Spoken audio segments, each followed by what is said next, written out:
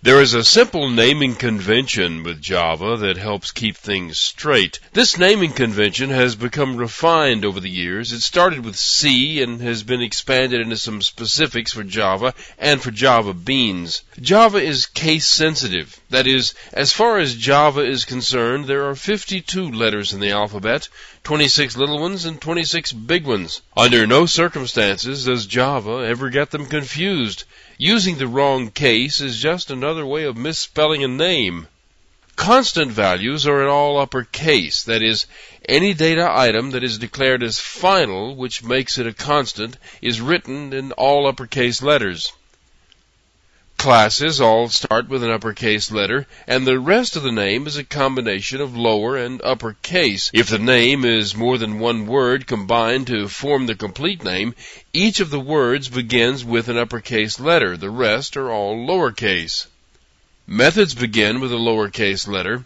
In fact, the entire method name may be in lowercase, but quite often a method name is derived from combining more than one word, and those other words begin with an uppercase letter. Only the first word in the name begins with a lowercase letter.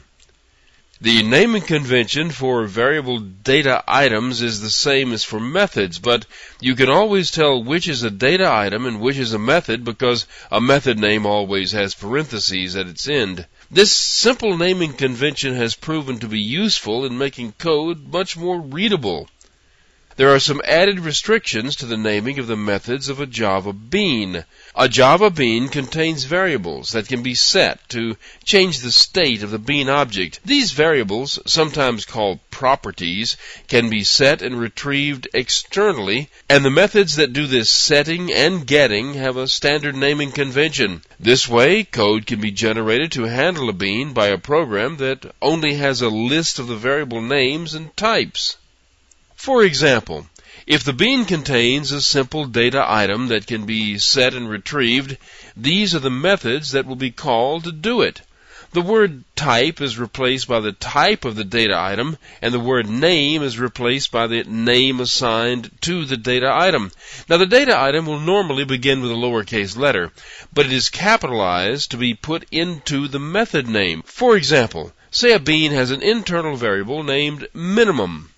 The methods to access this data item would look like this. Now, all an IDE needs to know is that the name of the data item is minimum and that it's an int. The method calls can be generated because they follow a strict convention.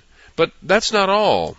These are the method names that are generated if the type of the item is Boolean. The method that retrieves the value is named is instead of get. If the data item is an array, there are 4 methods for it. The first 2 shown here will set and get single members of the array, and the second 2 will set and get the entire array. This one is used less often, but it has a definite format. If you need to add an event listener object of some type to a list of event listeners, these methods can add the event listener to that list or remove one from the list. If you are limited in the number of listeners you can add to a list, you can use this form of the methods. The first forms are for multicast, where a list of any number of listeners can be added. The second is for unicast, where only one listener can be added. The general naming convention is one that you'll fall into naturally as you work with the classes in the standard API and as you work with classes from other locations.